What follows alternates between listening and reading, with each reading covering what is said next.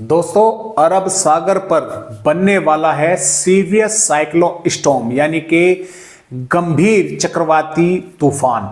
हालांकि दोस्तों ये साइक्लोन स्टॉर्म तो आज रात्रि तक ही, जब तक आप ये वीडियो देख रहे हो तब तक बन जाएगा, लेकिन सीरियस साइक्लोन स्टॉर्म यानी कि गंभीर चक्रवाती तूफान जो है ये आज रात्रि यानी कि कल सुबह तक जो है इसके बनने की संभावनाएं हैं। और ये सिस्टम दोस्तों अरब सागर में इस तरह से सीरियस साइक्लोन स्टॉर्म होकर इस तरह से रिकवर जो है करेगा गुजरात के भागों की तरफ।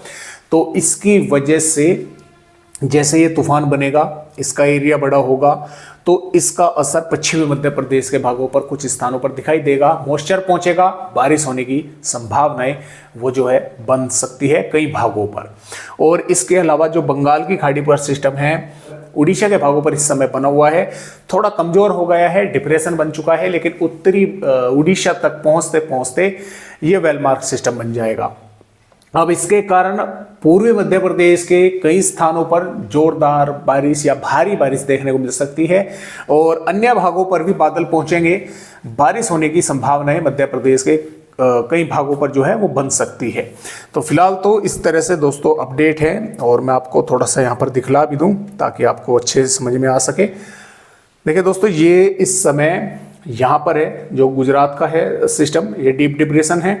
यहाँ से आज रात्रि तक साइक्लोन स्टॉर्म बन जाएगा और यहाँ पर भी साइक्लोन स्टॉर्म बना हुआ है, लेकिन यहाँ पर कल सुबह तक 4 अक्टूबर की सुबह तक सीरियस साइक्लोन स्टॉर्म के इसके बनने की संभावनाएं हैं।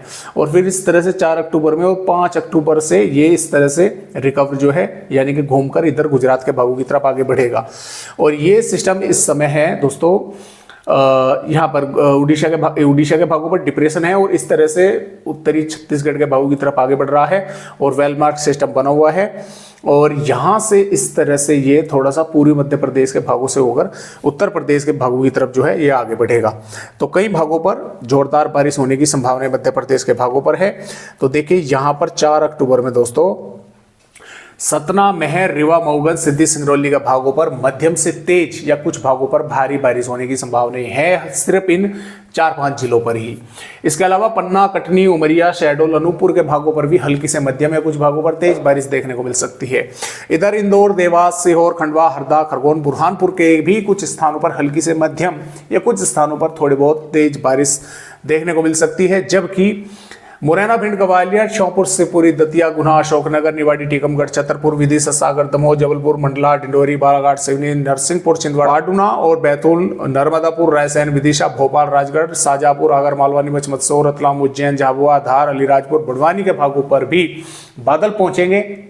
कुछ स्थानों पर हल्की, तो 1-2 भागों पर हल्की से मध्यम बौछारें भी गिरने की संभावना हो सकता है। कुछ भागों पर तेज बारिश की गतिविधियां भी कहीं कहीं पर देखने को मिल जाए, लेकिन ऐसा भी हो सकता है कुछ भागों पर सिर्फ बादल ही आकर रह गए या हल्की फुल्की बूंदाबांदी हुई, या कुछ भागों पर वो भी नहीं हुई, बस थोड़े बहुत बादल पहुंच कर रह गए, बारिश की गतिविधियां नहीं हो पाई।